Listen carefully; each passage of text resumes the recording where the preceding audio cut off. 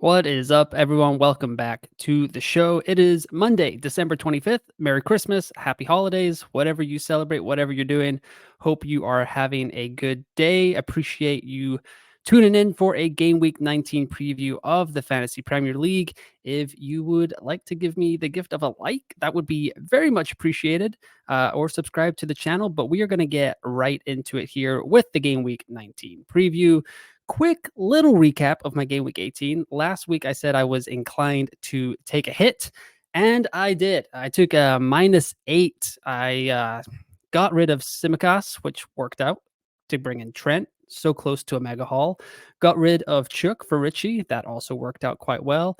And got rid of Ferguson, who didn't even play a single minute against Crystal Palace, for Dominic Solanke with his 17-point haul. So not very often that a 8-point hit works out, but I believe I was plus 21 on those transfers with the -8. So quite a good week. Boosted my rank up another 100K, 332,000 in the world. One free transfer for game week 19, and it's gonna probably be rolled, but to be determined with the injury news. As you can see, Lascelles picked up an injury. Palmer's going to be suspended for game week 19, so thanks for that, Cole. Pau Torres is still injured.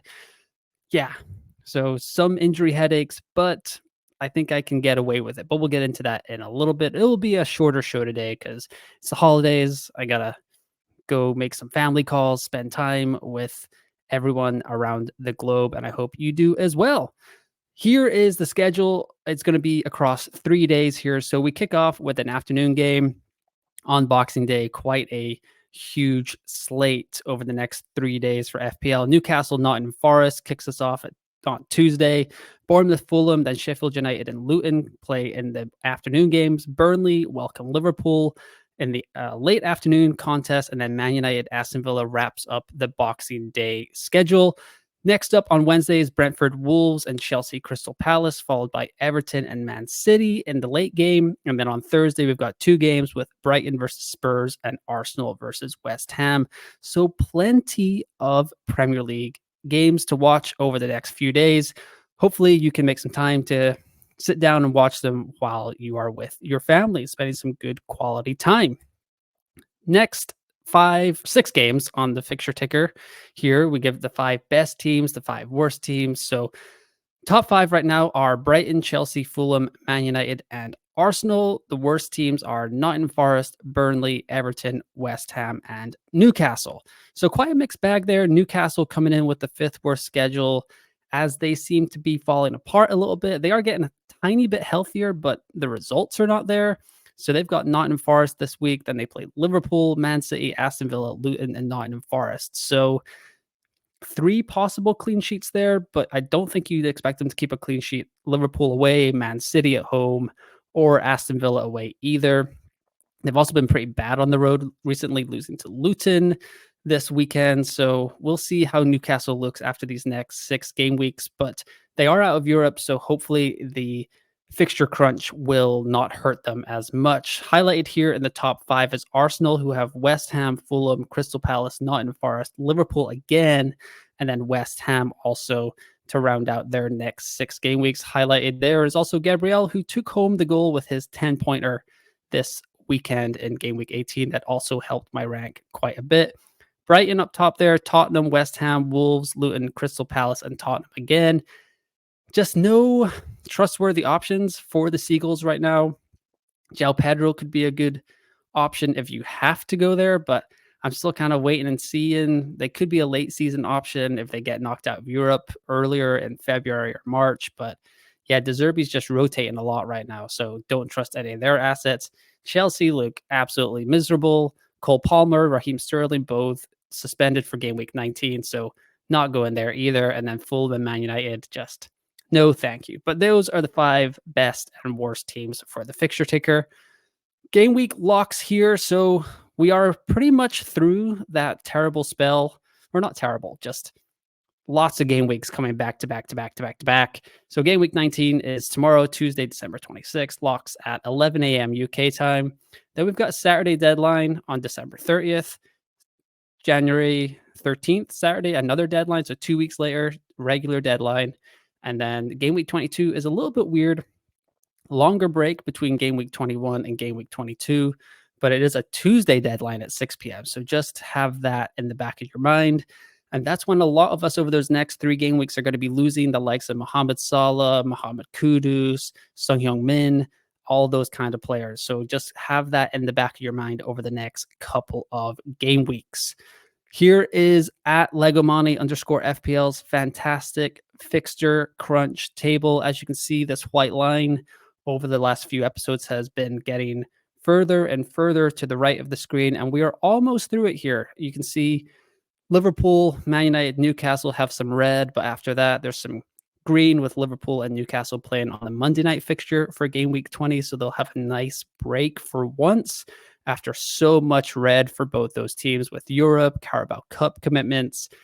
Just a welcome break for those two teams to get healthy, which they need after Jamal Lascelles picked up hip injury and Kostas Tsimikas has broken his collarbone. So Liverpool will be a little depleted along the back line. Man City with a pretty tough turnaround here. They were just in Saudi Arabia where they won the Club World Cup. Now they've got Everton on Wednesday night, and then they play Sheffield United on Saturday. So you got to look out for that.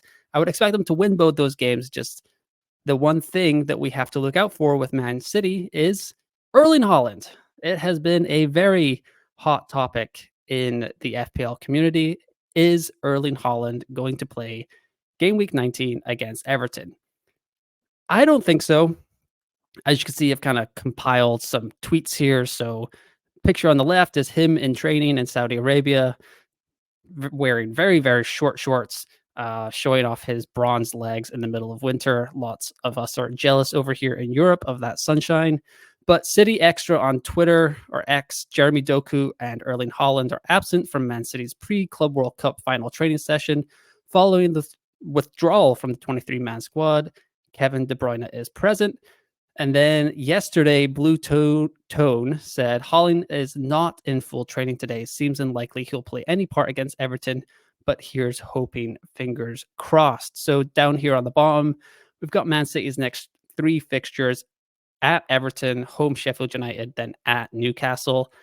I would expect Haaland to probably miss the Everton game and then get a run out for Sheffield United, maybe play 60 minutes just to get some fitness back for what should be a tough test at Newcastle a couple of weeks later. But yeah, you don't want Haaland to go too long without playing some competitive football. Sheffield United should be kind of an easy game for him. So I don't think we need to plan to bring him in for game week 19, but game week 20 could be the time to double move him in, get Salah out, that kind of deal, with Salah going off to AFCON. And if Haaland's back, we'll definitely want him in our squads for that Sheffield United home game.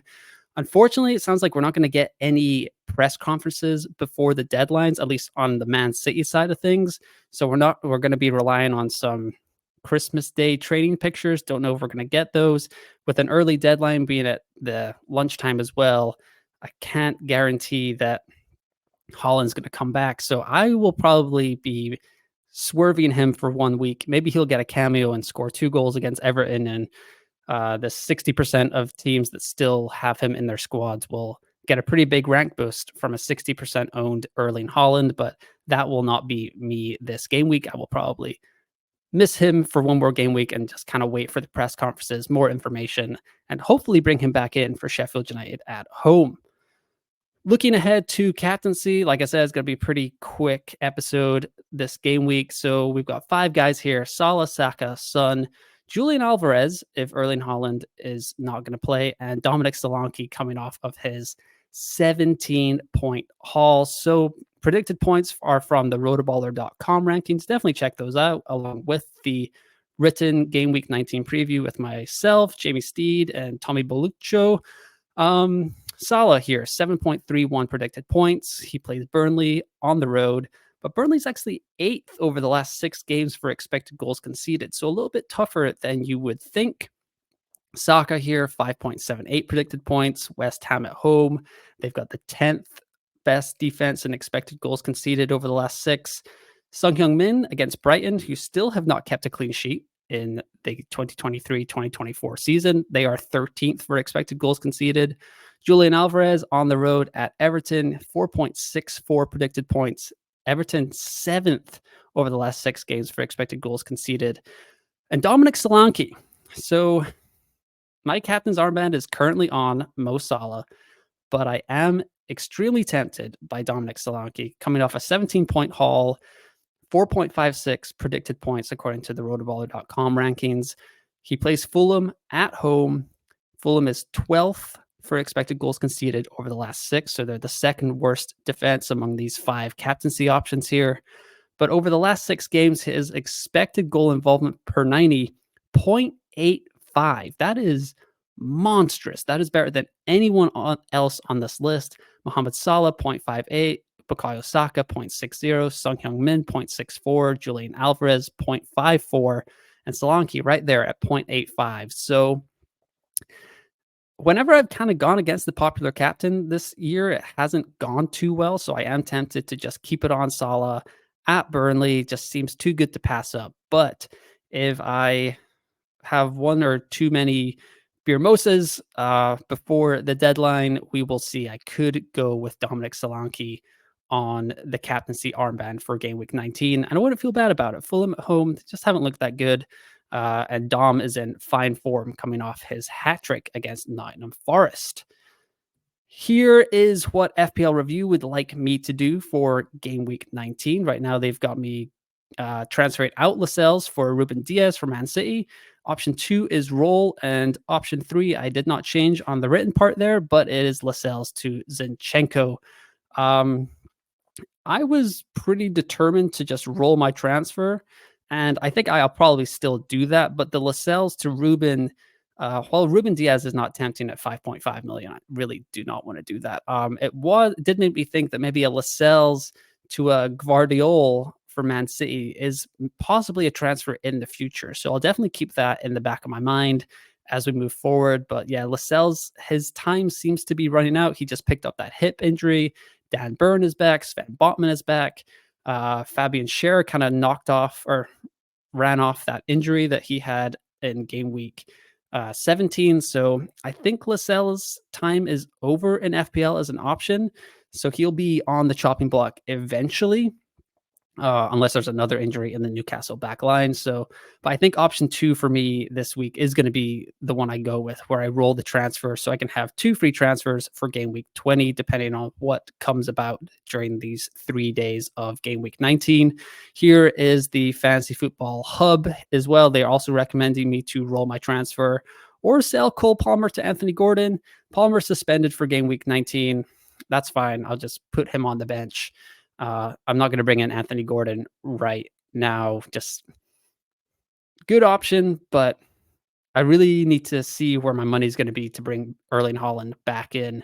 I could get Anthony Gordon in game week 20 by downgrading Mo Salah and then just bringing everyone and then bringing like a Darwin up to Haaland. That would be the double switch I would probably make as of right now, but we will see how that goes in the future. Here is my squad for game week 19 as it is right now. Got Dubravka in goal, Alexander-Arnold, Gabriel, and Charlie Taylor along the back line. Saka, Salah, Son, and Richarlison in the midfield. Darwin, Watkins, and Solanke up front. With Areola on the bench again after that 8-point on the bench in game week 18. A little frustrating, but that's all good. And then Lascelles, Pau Torres, and Cole Palmer on my bench. So I like the strength of my bench going forward if they weren't all injured or suspended. Palmer getting suspended kind of takes a benching headache out of my hands, which is also kind of nice. I have the armband currently on Mohamed Salah with the vice captaincy on Son, but yes, Solanke is in my thoughts there. FPL Review has me going with a 59.1 projection, Scout 56.5, and Fantasy Football Hub at 60 on the dot. And that will do it for this game week's episode of the Fantasy Premier League. Merry Christmas, happy holidays. Hope everyone is doing well. Hopefully you are getting green arrows under your tree this game week. I will be back later in the week with another preview episode. And then, yeah, also follow me on TikTok. That's where I'm posting all my rankings, all my stoppage time reactions, all that fun stuff. Some more short filmed content kind of stuff, just kind of instant reactions, all that jazz. But good luck in game week 19. Merry Christmas, happy holidays once again. Thanks for listening, and I will talk to you next time.